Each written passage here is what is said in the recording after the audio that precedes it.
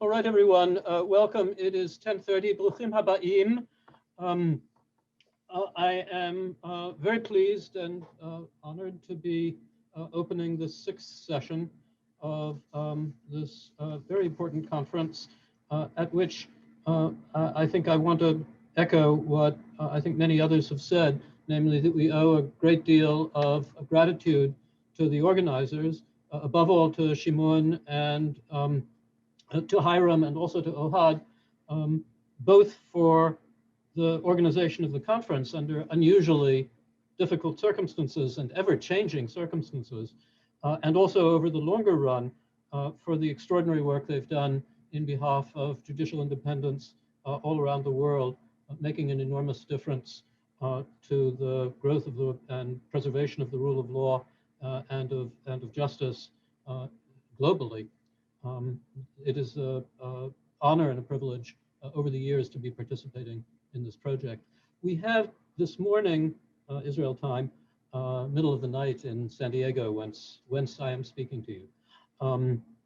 We have a reasonably busy program for the next hour and a half. So let me ask all of the participants to keep our presentations, as nearly as possible to 10 minutes each, and that will open up the possibility of some discussion amongst us and from the audience at the end of the session. If we were all in person, as the 10-minute mark arrived for each person, all of us would be in a position to hand notes to each other saying 10 minutes, this is it. We're not in a position to do that now in quite the same way. So each person will please, and I'm addressing this to myself as much as to the rest of us, police ourselves to that limit as best we can. The first presentation today is from Professor Yoseph Edrey, who has been a visitor at the University of San Diego with us. So he's an old friend in many ways. I'm delighted to call on him to ask him to open the session with his presentation. Yossi, b'chavod. With your permission, 2 comments about what we are going to hear. First of all, a comment following the yesterday's session. They were talking about the time pressure on the judiciary, and I guess in order to solve the problem, or at least to ease it, one is to find out the reason for this. And I'm talking only about the Israeli system and the Israeli situation. I think that part of the time pressure is because we really don't know exactly what kind of system we have in Israel. Roughly speaking, and I'm following Professor Aaron Barak article about the system and the tradition of the Israeli system, we can make a very rough distinction between the European system, where the academia plays a very, very central, significant role by developing and maintaining doctrine, legal doctrine. And the court system has to follow the doctrine, whether they accept it or reject it, and explain why they reject it. But this is the main way that they handle the judicial system.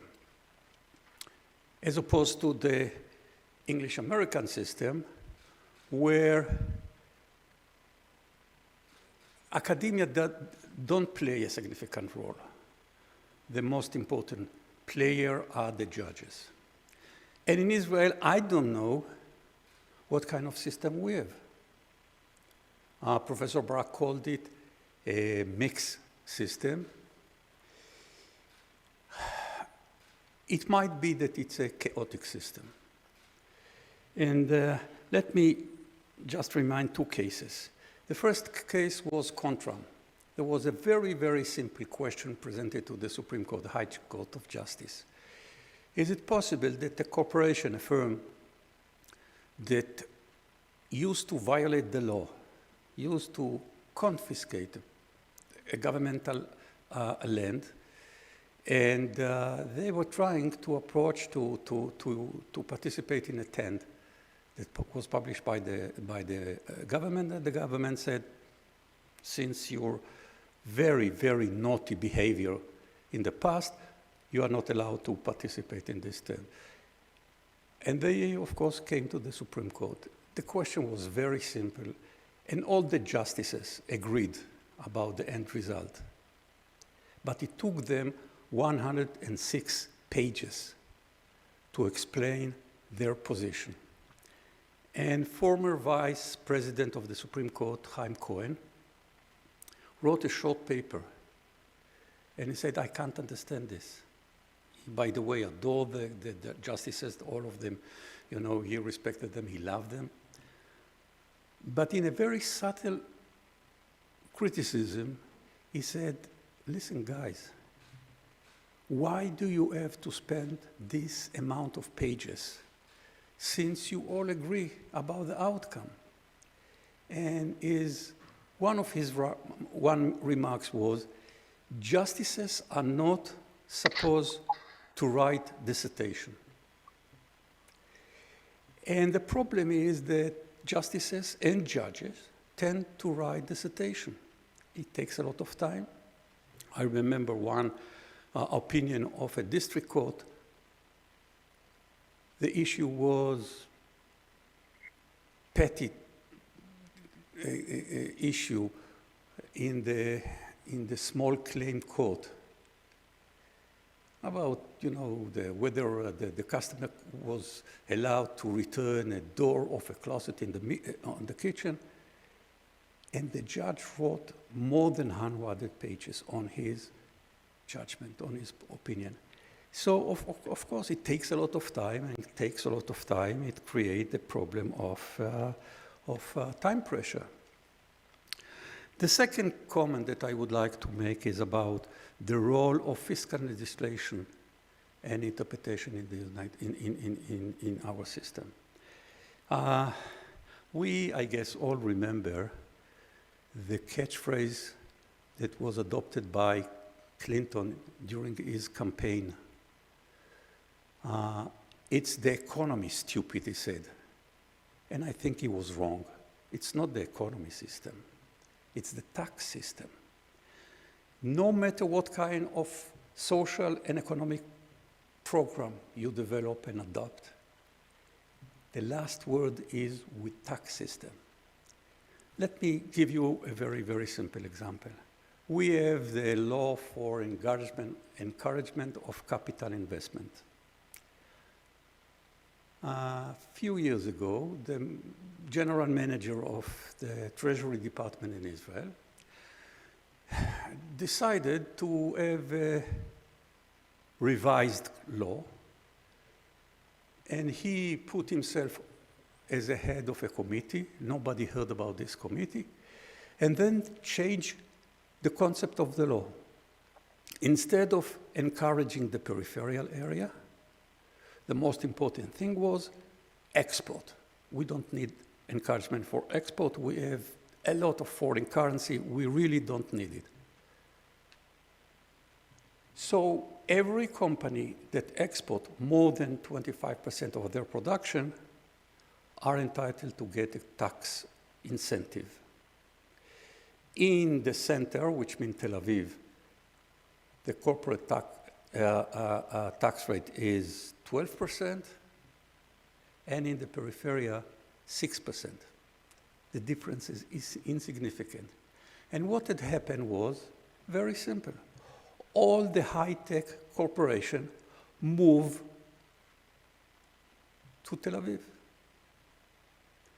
Hundreds of employers moved their headquarters and their laboratory to Tel Aviv. Thousands, 10,000s of very talented employees moved to Tel Aviv, and all of a sudden, we have housing prices in Tel Aviv, and Tel Aviv became the most expensive city on earth. What is the connection between the tax system and this crisis? I don't have to elaborate.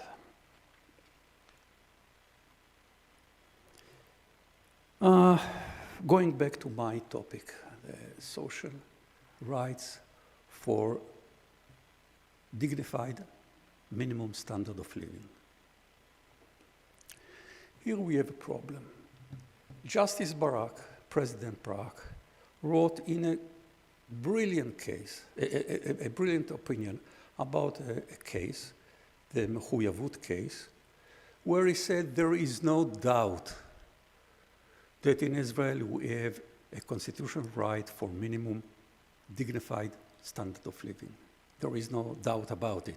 It's derived from the human dignity, and therefore nobody argue about this. But he said, this right, it's not the role of the judiciary to pinpoint the size of the right, the way we have to adopt it in order to improve it or maintain it, and so on and so forth. And then he said, of course, as always with constitutional right, the plaintiff has to prove that his constitutional right was affected, was violated. And therefore, he rejected the petition about cut in the one of the allowances in Israel. It was cut by 5%, and he said, listen, you have to prove that it endangered your right for minimum standard of living. That was a case. I think it's perfect. It's a wonderful approach. And then came President Benish some years later, and she decided that we have to improve the quality of the right. The case was very simple. We have in our secured income law a provision that says anybody who has a private car or uses private car is not entitled, or she does not entitle, to get the allowance. The problem was very easy to resolve. We have a very long line of precedents that says any presumption in a fiscal law is not absolute. It's rebutable. And therefore, the case was very easy. She could say, okay, let's try to find out whose right was violated and whose not. But she decided in her last judgment, in a very, very impressive ceremony in the High Court, to change the approach.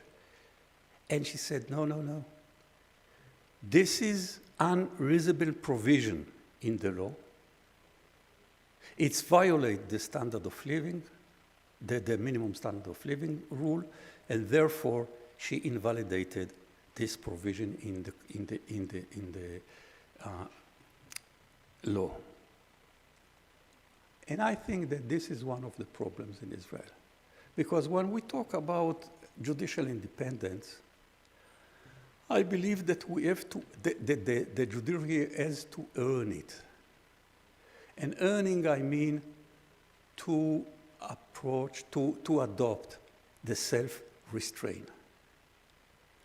And the Hassan case, the case that the President Benish set on it, was too far. And if you violate the very basic rule of judiciary, self-restraint, the reaction for the politician will be very, very simple. If you don't respect our authority in the Knesset, maybe we retaliate by not respecting your independence, you crossing the line. And therefore, my point is that the justices especially, but also the judges. And I'm not against the activity, of the judiciary. On the contrary, I would, if I was asked, I would be more assertive by protecting human rights, but the issue is a tactical one. And I would recommend to the judiciary Teddy Roosevelt advice. Speak softly and carry a heavy stick. The second case, I have 4 cases, but I believe that I don't have the time to elaborate all of them, so I'll finish with the last one. Kwatinsky case.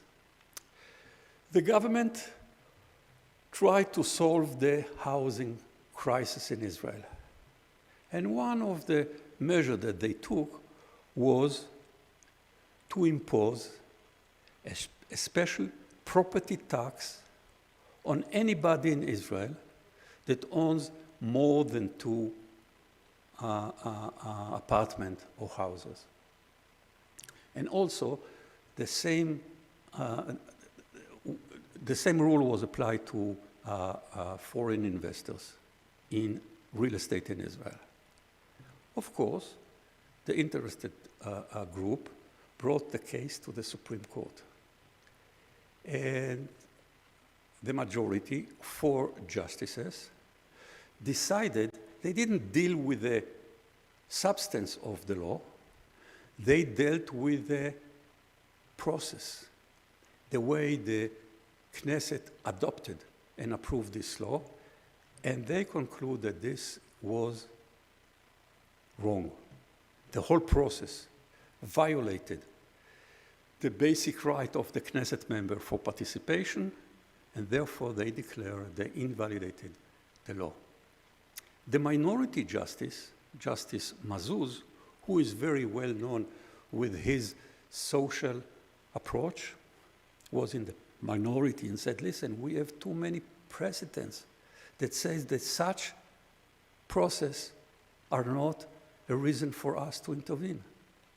But he stayed in the minority, and the law was invalidated, meaning that one of the major means that the government took in order to improve, in order to solve the housing process in Israel,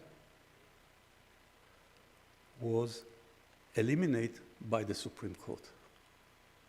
And ever since, the problem of housing in Israel still exists and became even worse. So thank you very much for your patience, and I appreciate your good patience and consideration. Thank you very much. Yossi, thank you hugely for a fascinating paper, which in some ways actually anticipates my own later in the session. So anyone clearly who's agreeing with me about anything is probably suspect, but at least delights me in the meantime. We are, Kol hakavod, Yossi. The next speaker on the list will be Professor Haim Sandberg from the College of Management. I'm delighted to invite him to the Dukhan and to speak. Professor Sandberg. There's a very large audience here. I wanted to open with, ladies and gentlemen, there is only one lady here. Ladies and gentlemen, we are here at Jerusalem, the capital of Israel, at its northern end, Mount Scopus. And this is Ramallah, the center of power of the Palestinian Authority. The estimated distance is 70.2 kilometers, 55 minutes drive. From the point of view of the State of Israel, and also from the point of view of international law, the Palestinian Authority is not recognized as a state, but only as an autonomous authority.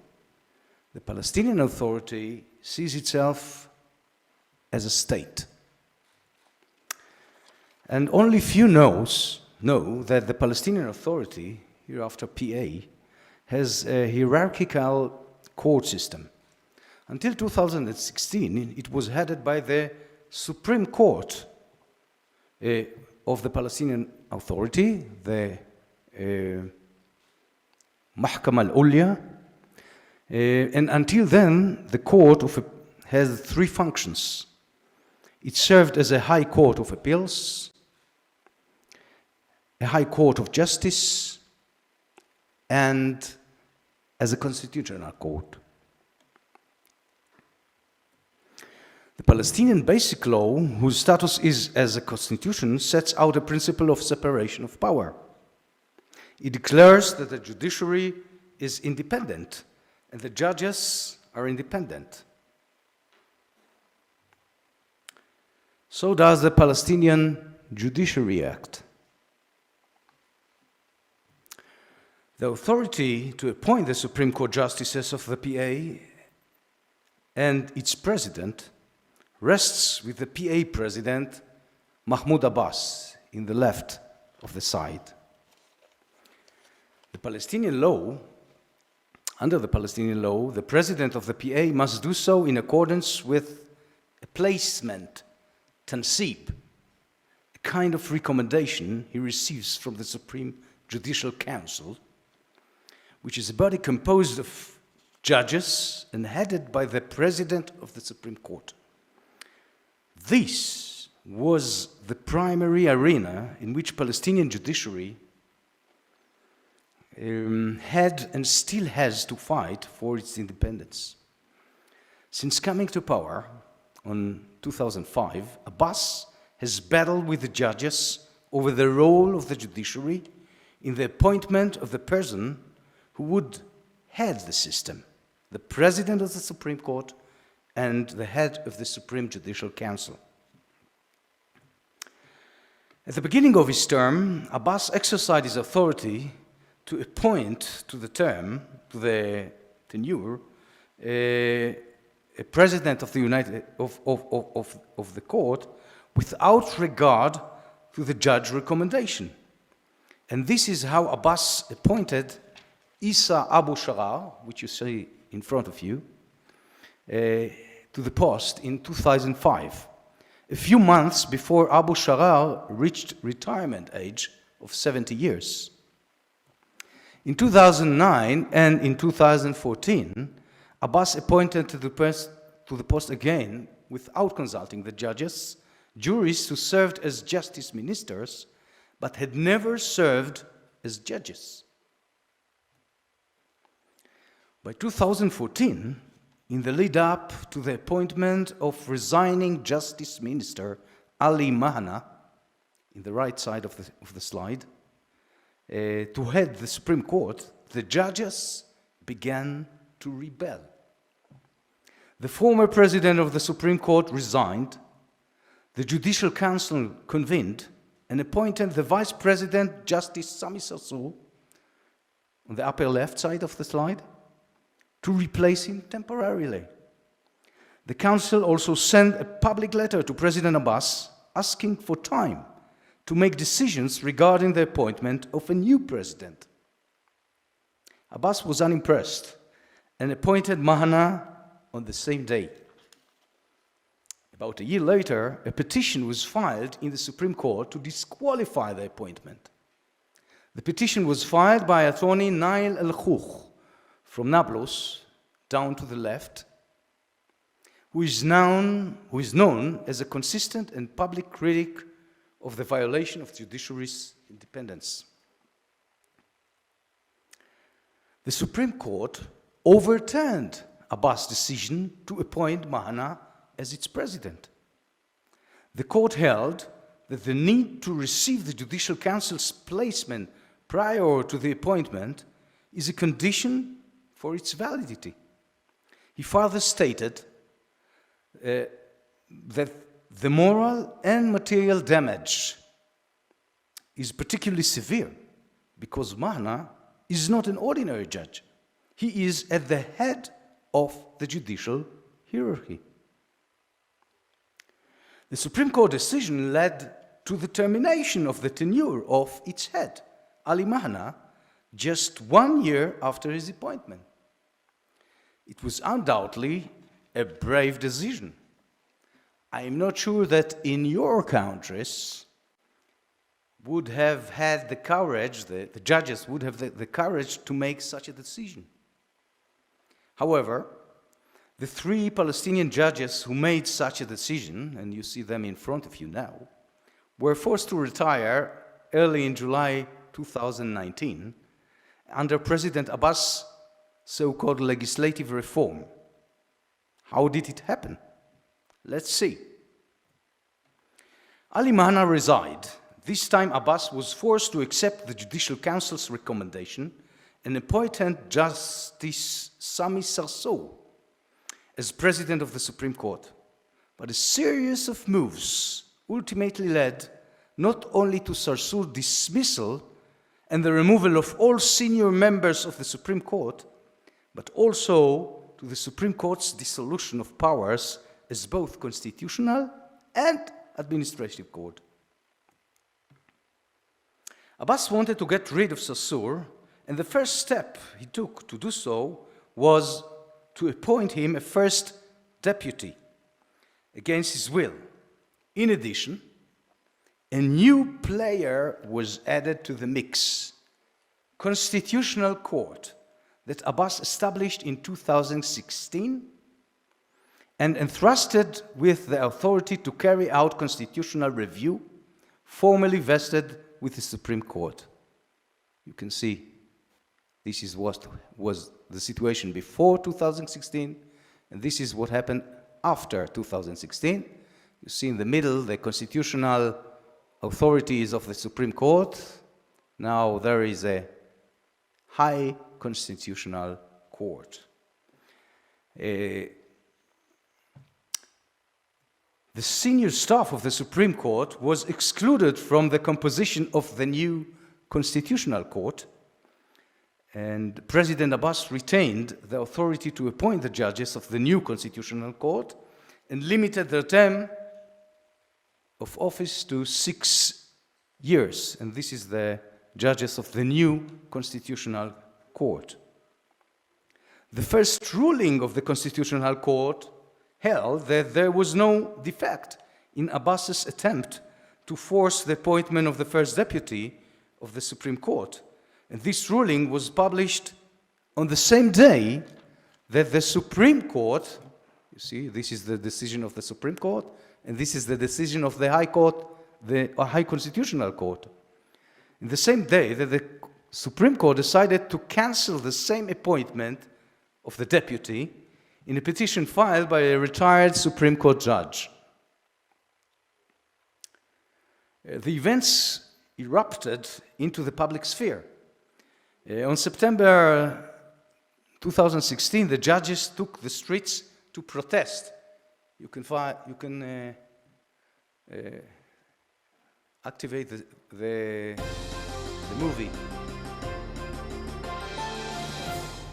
وهنا تجمع العشرات من القضاة أمام مجلسهم للتنديد باتهامات اللواء توفيق الطيراوي لرئيس مجلس القضاء الأعلى سامي صرصور.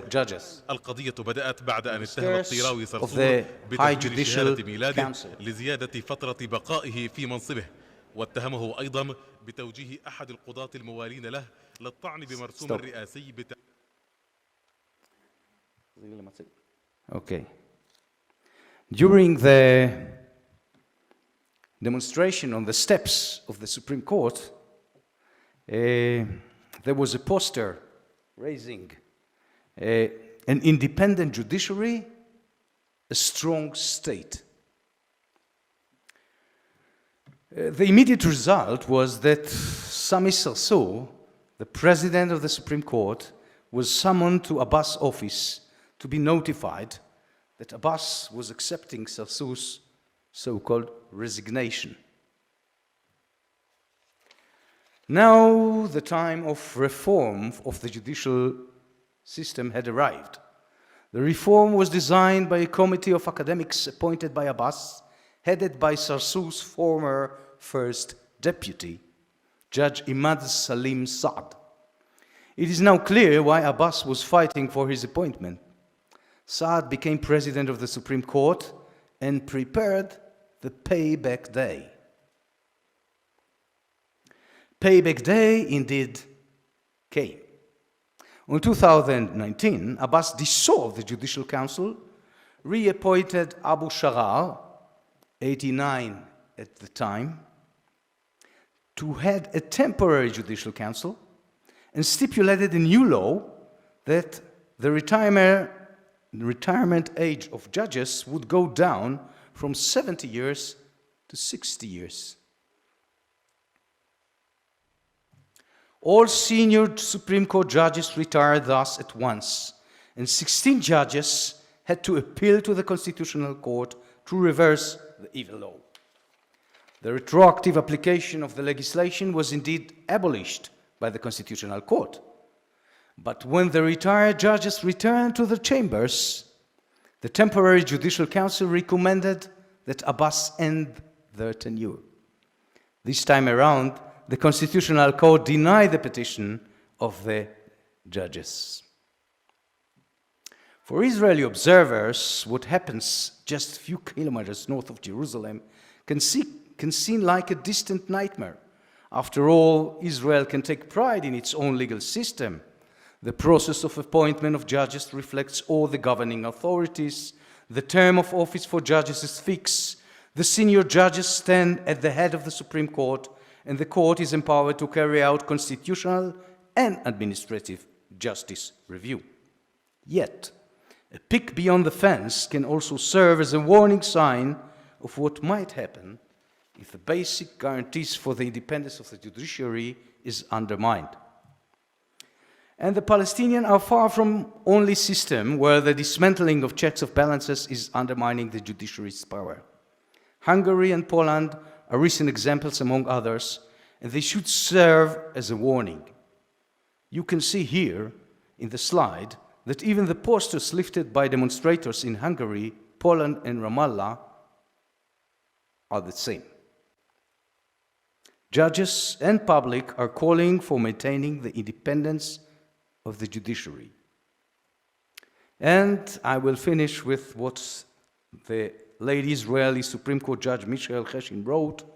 We all knew that by lowering the statute of the judiciary, the people shall lose restraint and a kingdom shall be lost. Thank you for listening. Thank you, Professor Sandberg, for that quite sobering presentation. Much to think about there. The next presentation is from Professor Maoz from Tel-Aviv University. I am very much pleased to invite him to the Dukhan and to give his thoughts and his presentation. Professor Maoz. Hi, good morning from the Paris Academic Center. Before I start, I would like to congratulate Shimon for 3 anniversaries. He will be celebrating this year his 75th birthday, 50th anniversary of the completion of his study at Chicago University, and of course the 40th anniversary of the establishment of judicial independence. I still remember when Shimon went from Chicago to London to interview the judges for his thesis, who became afterwards the reclaimed book and turned into the project. When he came back, I was impressed by 2 reports he gave. One, he met with the legendary Lord Denning. The second one, he got a cheap haircut, much cheaper than in Chicago. Turning to my subject, an ongoing debate takes place. Is the judiciary the weakest or the strongest of the 3 branches of government? Interestingly, the judiciary claims to be weak, as it has neither a purse nor a sword, while the executive as well as the legislature claim the opposite, arguing that it has the final word. To demonstrate the dilemma, let us look into a case pending before the Supreme Court. In January 2019, Corporal Niv Lubaton committed suicide after being aggressively recruited to serve as an informant against his comrades were suspected of selling drugs in their base. After thorough military investigation, IDF Chief of Staff, Lieutenant General Aviv Kochavi, decided to remove Major Franco, commander of the military police investigatory unit, from his position and bear his promotion for 6 years. Franco took the army to court. The judge overruled Kochavi's decision, claiming that Franco served as the army's scapegoat to satisfy public indignation. Kochavi's appeal to the Supreme Court. The court, headed by President Esther Hayut, urged the army to negotiate a compromise with Franco, hinting that it may reject the appeal. However, Kochavi informed the court last week that he rejects the proposal, arguing that the intervention of the court undermines the army's ability to hold commanders responsible for their subordinates, even in cases where they are not personally culpable. A fundamental concept in military hierarchies. One commentator viewed Kochavi's decision as posing an ultimatum to the court, threatening that it's either me or Franco. There is no room in the army for both of us. Approaching the delicate issue of the relations among the three branches of government, we must bear in mind a few characteristics of the Israeli system. One, Israel has no constitution, but rather a series of basic laws, the status of which is controversial. Two, there is no legal document that confers upon the judiciary the role of judicial review over the government and more so over the legislature. Three, the prerogative writs entrusted in England and Wales to the Queen's Bench were entrusted by the British mandate to the Supreme Court, sitting as the High Court of Justice. This is an important source of power that was developed by the court into a tool of supervising the government and the Knesset. Two historical points may be traced in the development of the jurisdiction of the judiciary, both connected to President Aaron Barak. In the 80s, Barak did away with the theory of non-justiciability, known also as the political question, declaring that the court may supervise all activities of the executive, including areas such as foreign relations and national security. This approach was complemented by two other doctrines. A, Barak did away with the theory of locus standi in public issues. Where there is no grieved individual, any person may petition the court, thus bringing before the court issues that are political in substance. B, Barak declared that the court will look not only into the legality of executive actions, but will also examine their reasonableness. The second stage took place in the 90s. Barak declared that two newly enacted basic laws, human dignity and liberty and freedom of occupation, are of constitutional status, limiting both the executive and the legislature. Barak completed the move by declaring that the court was given the power to supervise the other branches and review their activity, including judicial review of Knesset legislation. Time doesn't permit to elaborate upon the developments. I will rather move to a recent constitutional crisis involving a clash among the three branches of government. Following the elections to the Knesset, a majority of its members, headed by the Blue and White Party, asked the outgoing speaker to include the election of a permanent speaker for the newly elected Knesset on the first plenary session. It was no secret that this was to be the first stage in passing a law disqualifying a member against whom criminal proceedings were initiated from forming a government, thus preventing Prime Minister Benjamin Netanyahu from staying in position. The speaker refused to the request, giving as his reason that the immediate need of the State of Israel is a broad unity government, and that hasty political moves like electing a permanent speaker of the Knesset and the enactment of controversial legislation are intended to put an end to the possibility of the unity and that the nation desires. In his arguments before the Supreme Court, he relied on the provisions of the Knesset Rules of Procedure, which established that the speaker be elected not later than the date on which the Knesset convened for the purpose of establishing the government. He added that the authority to decide upon the Knesset agenda and the dates of its sessions stands at the core of the Speaker's discretion as a clearly internal parliamentary matter that the court should not address. The court agreed that the authority to establish the Knesset's agenda and the date of its deliberation is granted to the Speaker as internal parliamentary matters, in which the court refrains from intervening. However, this is not the case in special cases that threaten harm to the fabric of democratic life or to the fundamental structure of our parliamentary regime. The Speaker's position that the election of a permanent Speaker is contingent upon the effort to form a government puts the cart before the horse. The Knesset is the sovereign. The Knesset is not the government cheerleading squad. Indeed, the Israeli government system puts in this system, the government enjoys a majority in the Knesset, and it has significant ability to influence the Knesset functioning thereby and by virtue of the practice of coalition discipline. But that absolutely does not mean that it can thereby take steps that would constitute a substantive erosion of the independence of the Knesset.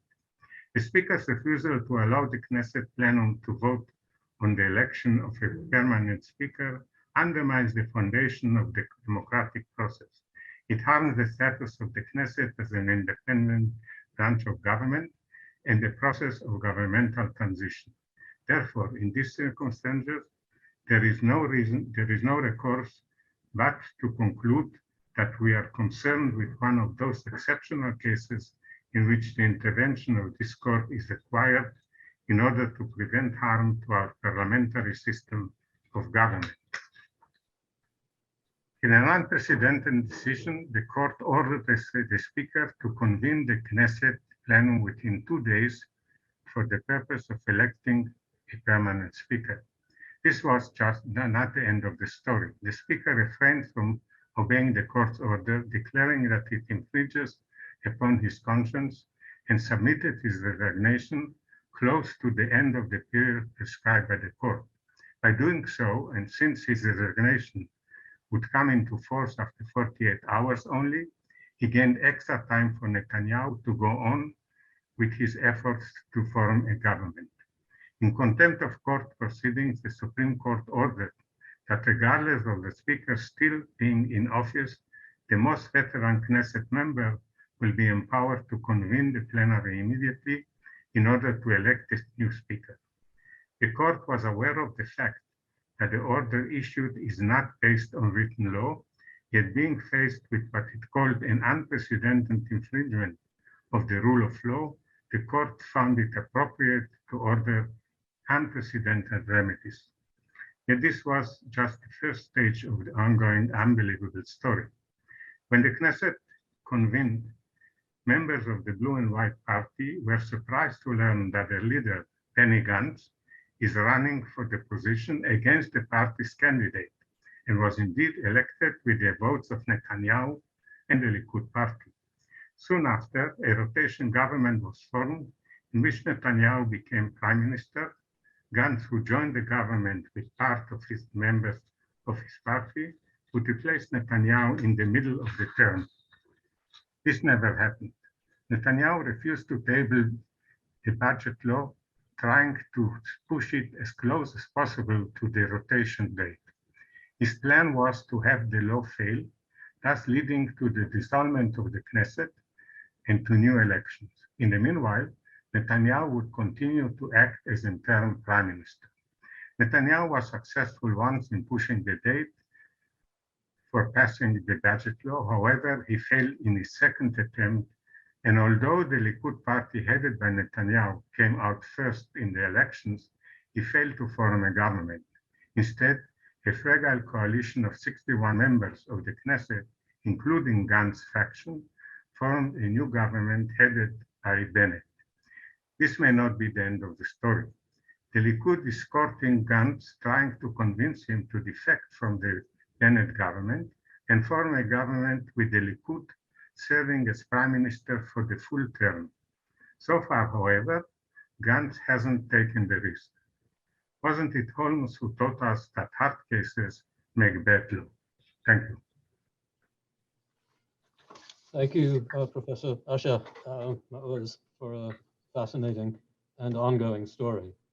By the way, I forgot to say, Maimon, that is also the 40th anniversary since we met in San Diego. It is So indeed. nice to see you again. It is indeed, and I look forward to it happening both in San Diego and in Tel Aviv as well. Hashana Haba'ah, let's hope. Shalai. Our next presentation is from Professor Sebastian Spinei of the Lucian Blaga University in Sibiu in Romania, a city which I believe was Hermannstadt historically. Yes, you're right. Back in the 20th century.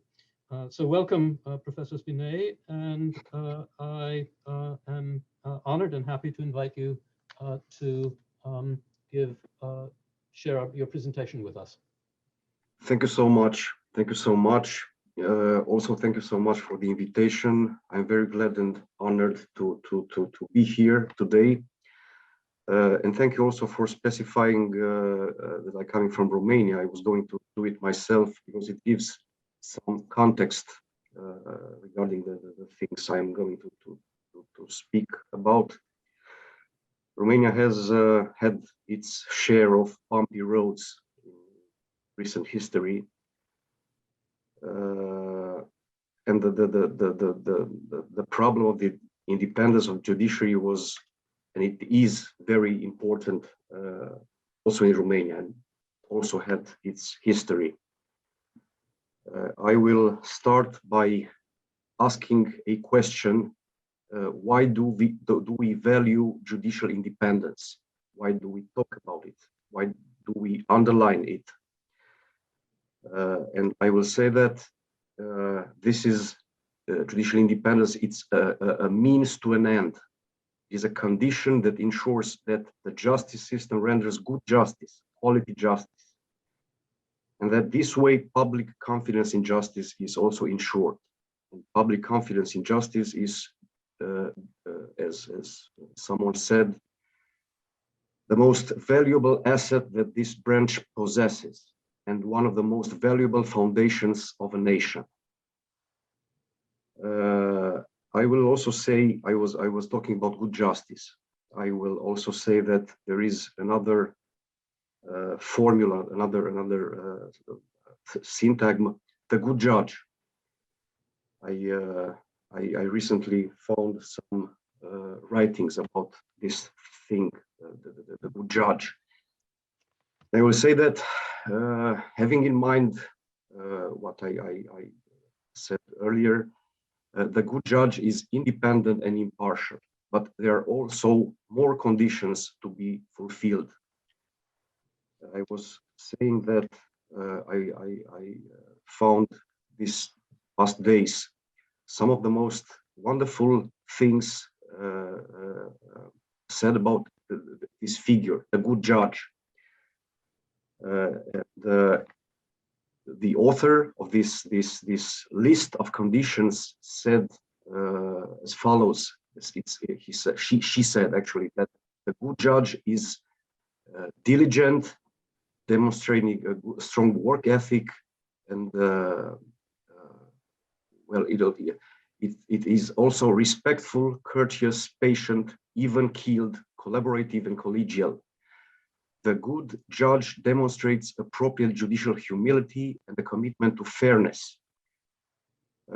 He or she does not prejudge cases on the merits, is even-handed, open-minded, and willing to reconsider personal points of view, and provides a full and fair opportunity for litigants to present their case. Is honest, intellectually curious, principled, and acts in a way that engenders respect for the courts. And finally, he or she is competent, demonstrating excellent substantive legal knowledge, excellent analytical ability, and excellent written and oral communication skills, with an emphasis on clarity and the ability to explain process and outcomes.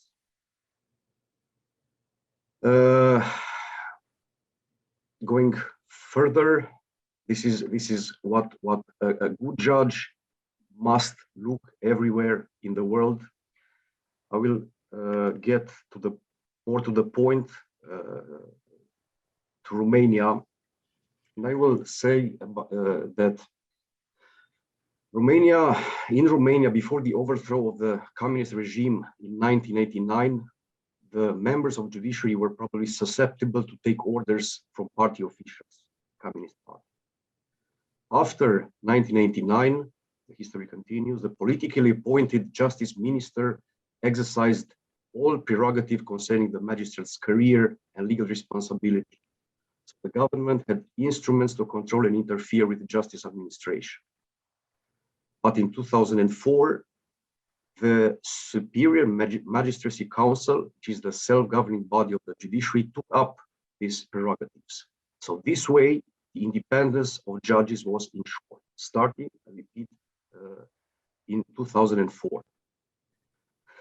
And then I will ask another question. How was independence managed since then? How was independence managed in Romania in this period, during this period? Some problems persisted or appeared. I will talk just about one of more than one. And I will talk about the policies regarding the recruiting the personnel in magistracy, judges and prosecutors. I will say that one of the achievements in this field was more than 10 years ago, the instaurations of a difficult admission exam for the Institute of Magistracy. It brought in several generations of younger and more dependable judges and prosecutors. But also, the admission methods may have some downside.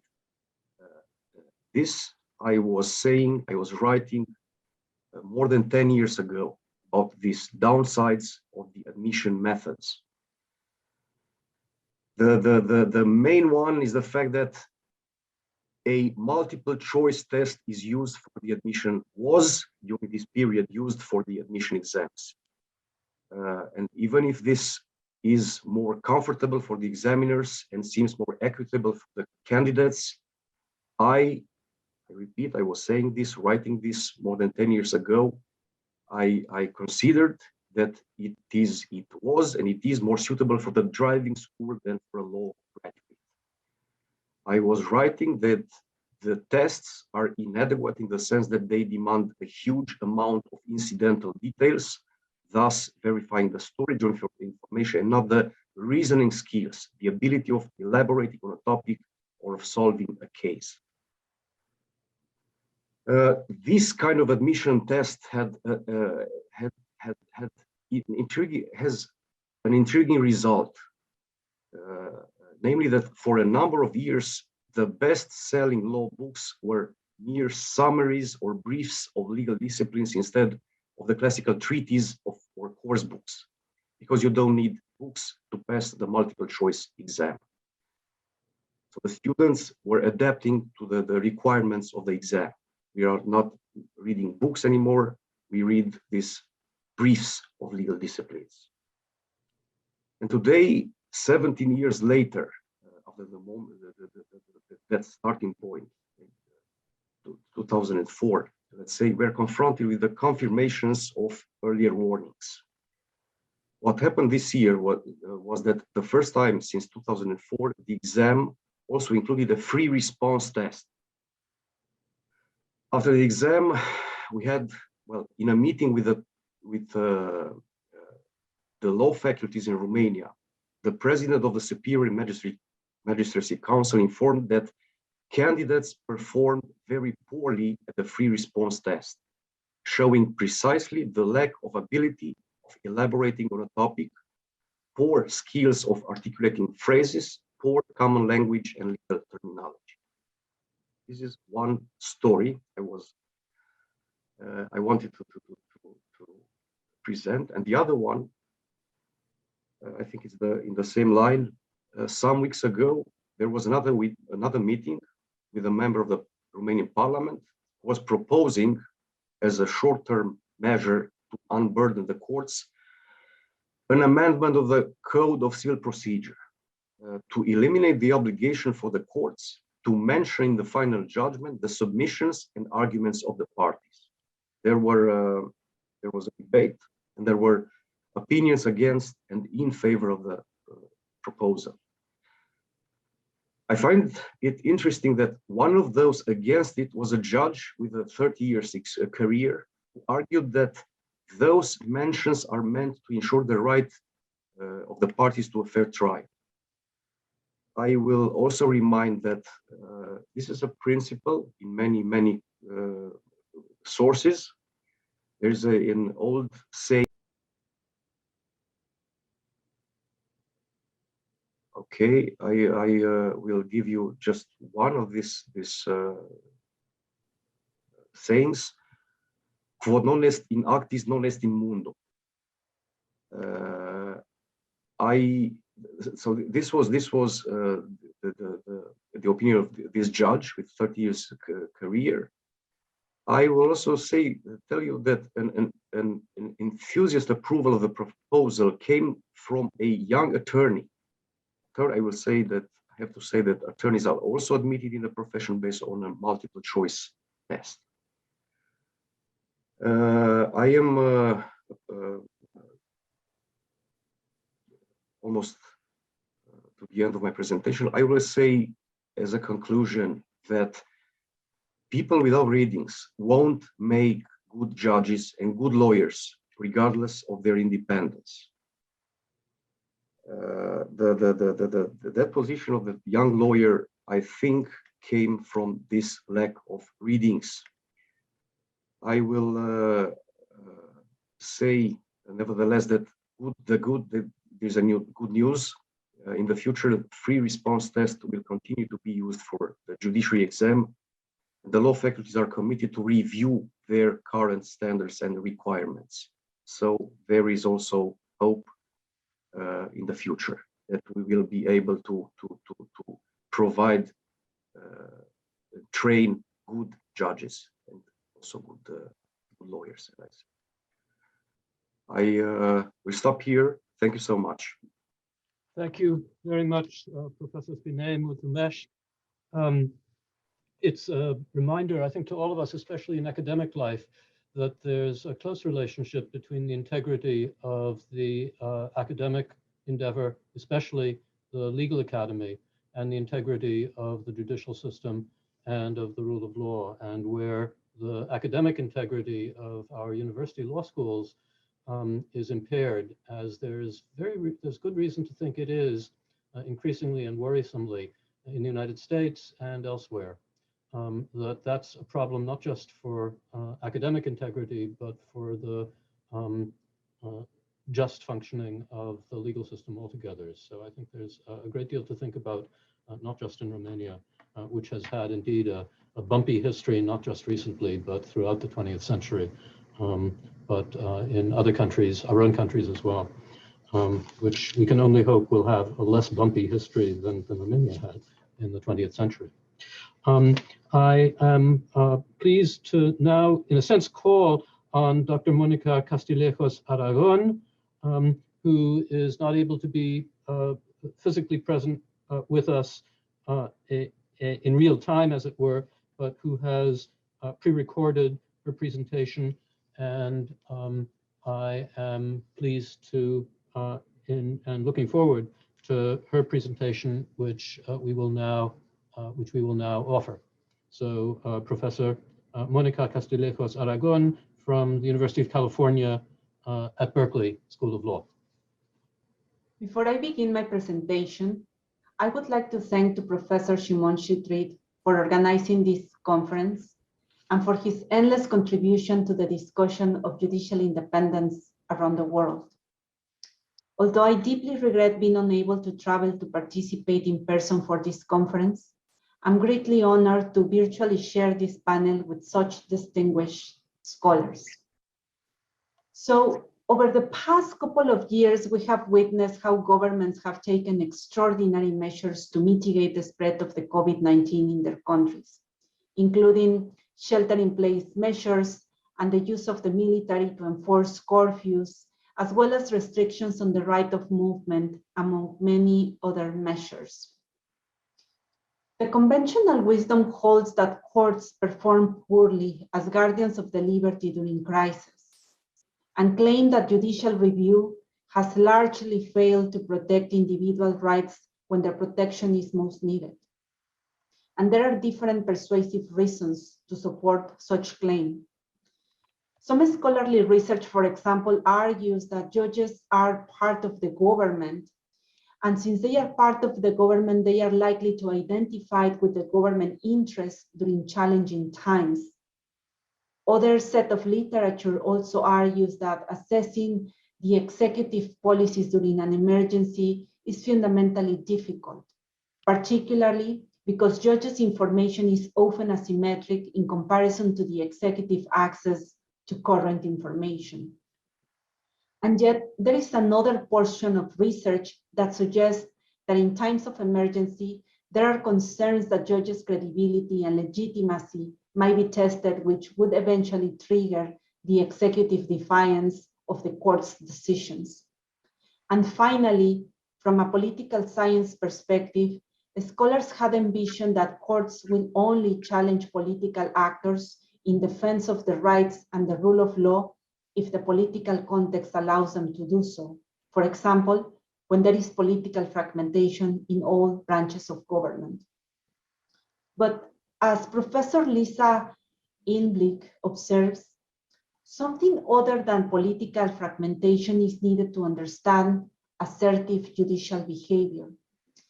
And by judicial assertiveness, we should understand the power of courts to challenge political actors in their rulings and rendering decisions that nullify, restrict, or change the behavior of political actors without fear of retaliation.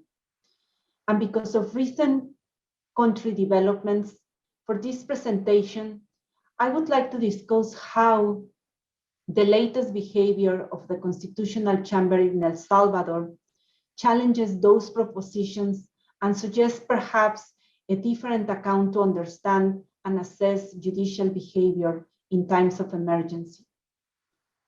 During my ongoing research for a more extended document, I argue as a lighthouse beacon, the Constitutional Chamber has cast this bright light for the executive and legislative powers to see and follow the meaning of the Constitution. And particularly, this research focuses on the role of Constitutional Chamber as the greatest protector of the rights and freedoms in El Salvador at this moment. So let me provide you with some background about the current situation in El Salvador. 3 days after the World Health Organization pandemic declaration, and with no known cases in the country, the president of El Salvador took extreme measures of announcing a collective quarantine with serious implications for people's rights and liberties. At the beginning, President Bukele's fast response was in fact praised by the international press, especially for the short-term positive impact of such restrictions vis-a-vis the number of cases that the country reported. However, the content and scope of those measures could tell a different story. In March 2020, the Legislative Assembly passed Decree 594, which allegedly incorporated a temporary restriction on concrete constitutional rights to handle the pandemic. And even though this first decree didn't formally declare the existence of an exception regime, in practice, it restricted and violated rights and freedoms, including the freedom of movement and due process of law rights. This decree 594 was in effect for 60 days, and 15 days after its expiration, its content was replicated in Decree 611. And with a small or slight variations, it officially established an exception regime in the country. And how have those restrictions been enforced in El Salvador? Well, under public health pretenses, the military was used to enforce those measures, and the police was also granted carte blanche to commit any kind of human rights violations.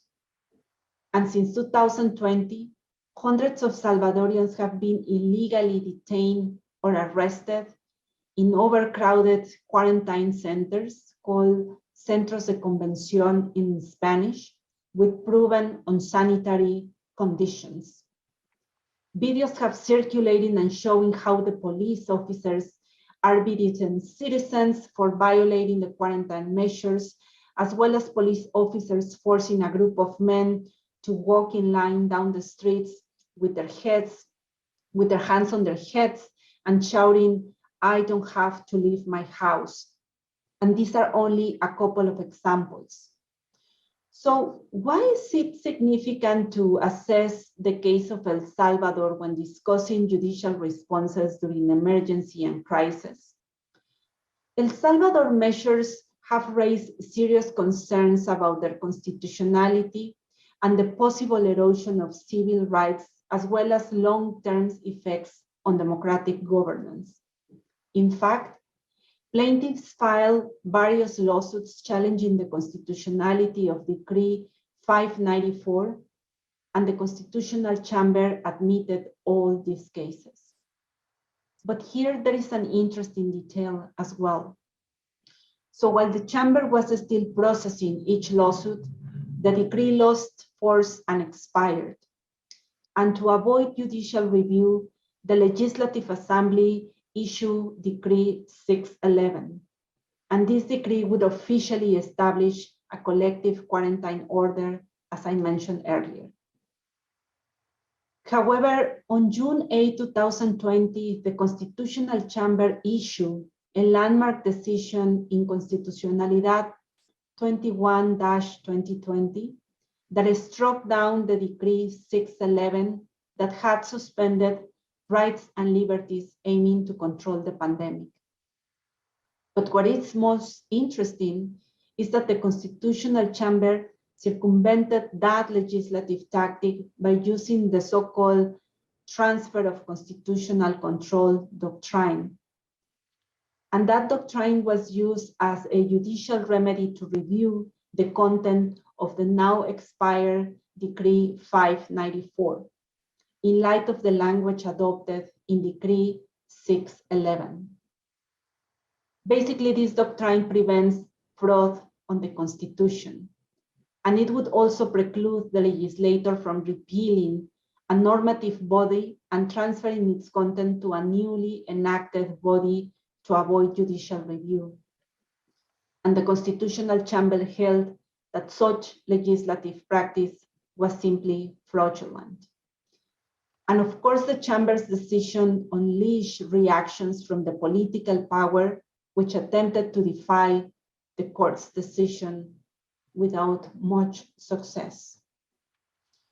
So, contrary to the conventional wisdom, the Constitutional Chamber in El Salvador has played a visible incremental role in monitoring the executive and legislative responses to the pandemic, balancing public health vis-a-vis fundamental rights. And since 2020, the Chamber has vigorously asserted its role as a constitutional judge and has played a guiding constitutional function to check on the other branches of government. And to be mindful of my time, I would like to conclude this presentation by saying that in addition to the volume of court's decisions issued in the first year of the pandemic, the Chamber also took additional and novel institutional measures within the judiciary to keep the political power in check. Thank you very much. Thank you very much, Dr. Castillejos-Aragón. I'm sorry you weren't able to be here in real time, as I'm sorry that all of us from abroad haven't been able to be physically with you, with your company in Israel. But I hope that Dr. Castillejos-Aragón will have a chance to see the entire presentation and to see how fascinated all of us, I think, were with her presentation, which reflects, it seems to me, a very worrisome development, not just in El Salvador, but around much of the world with respect to the response to the epidemic and the danger that intrusions not only on judicial independence, but on separation of powers and indeed on basic liberties that have been heavily eroded over the last year or two won't become a permanent factor in what used to be free countries around the world. So extremely interesting presentation, and we thank you. I am next, so let me talk a little bit about what's sometimes called public law and judicial independence. Can they coexist? And in some ways, I think I'll be echoing Yossi Edrey and several others who've spoken in this session and in other sessions. But I suppose that to speak the truth, which is all I ever do, or so I claim, is always worth doing, even if it's sometimes a little repetitive. The ideal of judicial independence is commonly said to be endangered by what might be called external threats, namely undue or improper interference from non-judicial forces or institutions. Such dangers are surely real. But judicial independence, or rather the integrity and proper functioning of judicial institutions, which is the real justification, the only justification for judicial independence, is also endangered by what might be called internal dysfunctions or by judicial overreaching. The two kinds of threats can be mutually reinforcing, of course. If the judiciary exceeds or misuses its proper powers, there's greater likelihood, if not a virtual certainty, of intervention or interference from outside the judiciary. There are, in turn, it seems to me, at least two kinds of dysfunction within the judiciary. One might be called substantive, namely dysfunction in the substance of judicial decisions or decrees that are not consistent with the proper powers of the courts. So judicial verdicts or decrees that are politically or ideologically partisan can be a form of substantive judicial dysfunction. Decisions influenced or obtained corruptly, by bribery in the crudest case, are also substantively dysfunctional. There can also be what might be called procedural dysfunction. This can take the form of improper internal interference with judicial integrity and judicial independence, the misuse of supervisory judicial power within the court hierarchy, perhaps for political or ideological ends, over case assignments or over professional promotion or working conditions. Efforts by the judiciary towards self-perpetuation, namely, for example, to control the appointment of new judges in the image of the incumbents, can also be a form of procedural dysfunction or overreach within the judiciary. Politically timed judicial retirements, which may be a phenomenon in the United States, would be yet another example, as judicial self-perpetuation, I think at various points has been an issue in Israel. The growth of public law presents a particular substantive challenge to judicial independence, to the extent that it erodes the political and ideological neutrality of the courts, political impartiality being rightly associated with the rule of law, which after all is the justification for the idea of judicial independence. The term public law comes originally from the civil law tradition and ultimately from Roman law, which distinguished things which look to the state, quod ad statum rei Romane spectat, from those which concern relations between citizens. So in the civil law framework, public law is the law governing the government and relations with the government, preeminently constitutional law, administrative law, and criminal law. In civil law systems, public law is often adjudicated in specialized courts, in a Conseil d'État or Verfassungsgericht, or in courts specially devoted to criminal prosecutions. And in many civil law countries, such public law has kept closely to the duly enacted civil codes and has not typically aroused political or ideological controversy. However, the term public law came into prominence in the United States in the 1970s and 1980s in the first instance in the context of what was called institutional reform adjudication, a newly widespread phenomenon of American courts issuing broad and long-lasting injunctions to redirect or transform school systems, prison systems, police departments, and various other institutions which had previously been under legislative, hence democratically and politically accountable, rather than judicial management and regulation. More broadly still, beginning in the latter half of the 20th century, the American courts, led by the United States Supreme Court, took an increasingly activist role in adjudicating questions of public policy, which would otherwise be questions for democratically elected and accountable legislatures. The genuinely admirable models for this were the Supreme Court's decisions against racial discrimination, decisions which were authentically grounded on America's post-Civil War constitutional amendments, which of course bind the statutory and administrative policies of the federal and state governments. In the years since the mid-20th century civil rights decisions, evidently inspired by them and by the prestige and influence that they won for the judiciary, the American courts began to adjudicate many other constitutional matters of public policy. Some of the most prominent of those decisions, limiting and largely overturning state regulation of abortion, overturning state restrictions on homosexual relations, requiring the states to give legal standing to homosexual marriage. All these had little, if any, credible basis in the American Constitution.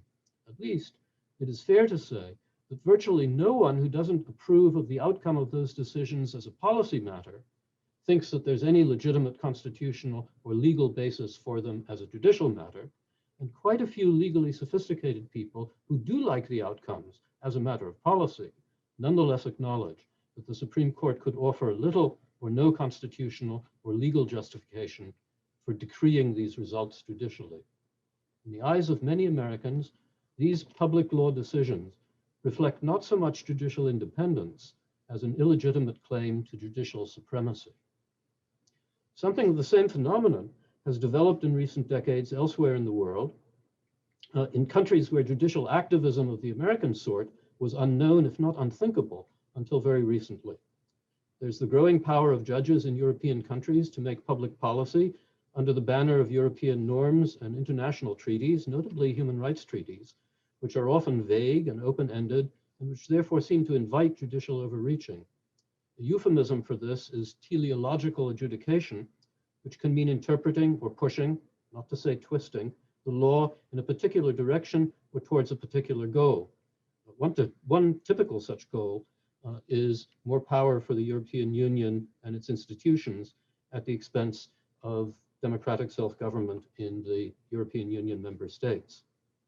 Various decisions of the Supreme Court of the United Kingdom, newly created under that name in late 2009 and resonant of the United States Supreme Court, an institution the likes of which never existed in Britain before, have intervened in political questions that it's difficult to imagine the predecessor House of Lords ever to have done. These trends in America and beyond present challenges that ought to be obvious to the idea of judicial independence. The more power judges exercise, and especially the more the exercise of such power seems untethered to long-standing understandings about the role of the judiciary, the less persuasive, at least to many citizens, the claim that judges and courts should be largely insulated from external accountability. In fact, there's a growing professional literature on judicial accountability, and there's a sharp increase in bureaucratic oversight of judges and courts in various countries. There are many reasons for the growth of this sort of bureaucratic intervention and oversight, but a decline in public trust in the impartiality and self-restraint of judges is surely one factor enabling the loss of judicial autonomy. Blatant threats this year to pack the Supreme Court in the United States are an even more dramatic example of the loss of public commitment to judicial independence for what is increasingly seen as a politicized judiciary. David Kossar, I hope I'm pronouncing his name correctly, a young scholar from the Czech Republic, puts it this way.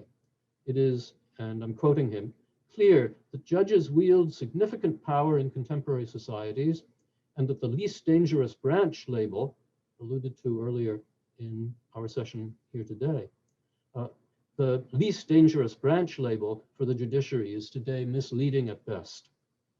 This implicitly challenges the conventional wisdom that the judiciary should remain the least accountable branch, says Dr. Kossar, because the central principle of governance is that with greater power should come greater accountability. The current mismatch between the significant power of judges and their minimal accountability will certainly cause great tension in the future. So far, Dr. Kossar. It seems to me that there are steps, some modest, some not so modest, that should be considered to allay this tension in the interest of the integrity of the judicial process and of the rule of law itself. Such steps should be given serious, rigorous, and even urgent attention. And perhaps during the discussion, we can discuss what some of those steps might be to cabin and to create appropriate constraints on what I've called public law, as creating, as Yossi suggested, and as I hope that my paper suggests, an implicit threat to judicial independence. I'll stop there. I think that's my 10 minutes. We still have 8 minutes or so for discussion amongst ourselves and especially amongst the audience and those participants who haven't been presenting during this last session. So let me invite anyone and everyone to let me and my co-host know if you have a question or comment or something that you would like to add at this point. In default of anyone jumping in, let me add a few things then to be perhaps even more controversial. I don't know how controversial I was in the last few minutes, but let me add a few more things. One response that one might give to the problem of public law is simply to suggest that courts... Maimon, I want to make a comment after you finish your comments. One thing that one might suggest is just to urge the courts not to do so much public law or not to engage so controversially in public policy. I suspect that in the words that Americans sometimes use, that's a horse that has left the stable. To put it a little differently, that's a genie that cannot be put back into the bottle. So what sorts of steps can there be to re-establish the judicial integrity of the judiciary to the point that the threat to the judicial independence will be somewhat more allayed? And it seems to me there are two ideas, relatively modest, that might contribute to it. One is simply to urge and insist that the courts do more adjudication of non-controversial cases.